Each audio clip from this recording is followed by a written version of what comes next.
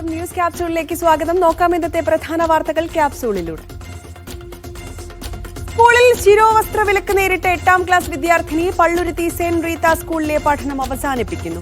കുട്ടി മാനസികമായി ബുദ്ധിമുട്ടിലാണെന്നും സ്കൂളിൽ നിന്ന് TC വാങ്ങുകയാണെന്നും രക്ഷിതാക്കൾ മീഡിയ വണ്ണിനോട്. വിഷയത്തിൽ ഇടപെട്ട സർക്കാരിനോടും വിദ്യാഭ്യാസ മന്ത്രിക്കും നന്ദി പറയുന്നു. മതസൗഹാർദ്ദം തകരുന്ന ഒന്നും സമൂഹത്തിൽ ഉണ്ടാകരുതെന്നും രക്ഷിതാവ് PM അനസ്. തുലാമാസ പൂജകൾക്കായി ശബരിമല നട ഇന്ന് തുറക്കും. ദ്വാരപാലക ശില്പങ്ങളിലെ സ്വർണം പൂശിയ പാളികളും ഇന്ന് നട തുറന്ന ശേഷം പുനഃസ്ഥാപിക്കും. ശബരിമല മാളികപ്പുറം മേൽശാന്തിമാരുടെ നറുക്കെടുപ്പ് നാളെ. ശബരിമല മേൽശാന്തി പട്ടികയിൽ 13 പേരും മാളികപ്പുറം മേൽശാന്തി പട്ടികയിൽ 14 പേരും നറുക്കെടുക്കും.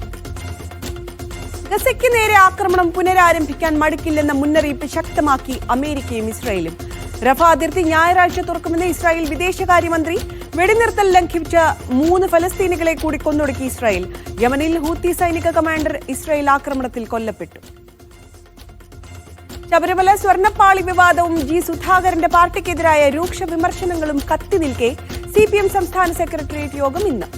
വിഷയങ്ങൾ യോഗത്തിൽ ചർച്ചയായേക്കും. വിദേശ പര്യടനത്തിലുള്ള മുഖ്യമന്ത്രി യോഗത്തിൽ പങ്കെടുക്കില്ല.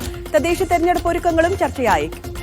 KSRTC ബസ്സിലെ പ്ലാസ്റ്റിക് കുപ്പി വിവാദത്തിൽ ജീവനക്കാരന്റെ സ്ഥലം മാറ്റം ഹൈക്കോടതി റദ്ദാക്കി. ഡ്രൈവർ ജെയ്മോൻ ജോസഫിന്റെ സ്ഥലം മാറ്റ ഉത്തരവാണ് ഹൈക്കോടതി റദ്ദാക്കിയത്. ജെയ്മോൻ സമർപ്പിച്ച ഹർജിയിലാണ് കോടതി ഇടപെടൽ. KPCC ജംബോ ഭാരവാഹക പട്ടികയിൽ അസംതൃപ്തിയുമായി നേതാക്കൾ. തഴഞ്ഞിന്ന് A ഗ്രൂപ്പിന് അമർഷം. KC അബുവിനെയും O അബ്ദുറഹ്മാൻ കുട്ടിയെയും ഒഴിവാക്കിയതിൽ പ്രതിഷേധം. എതിർപ്പ് പരസ്യമാക്കി ഷമാ മുഹമ്മദ്. സംസ്ഥാനത്ത് 5 പേർക്ക് കൂടി അമീബിക് മസ്തിഷ്ക ജ്വരം സ്ഥിരീകരിച്ചു. 5 പേരും തിരുവനന്തപുരം സ്വദേശികളാണെന്നാണ് വിവരം. തിരുവനന്തപുരത്ത് ആനാട്, മംഗലപുരം, പോത്തൻകോട്, പാങ്ങപ്പാറ എന്നിവിടങ്ങളിലാണ് രോഗബാധ റിപ്പോർട്ട് ചെയ്തിരിക്കുന്നത്.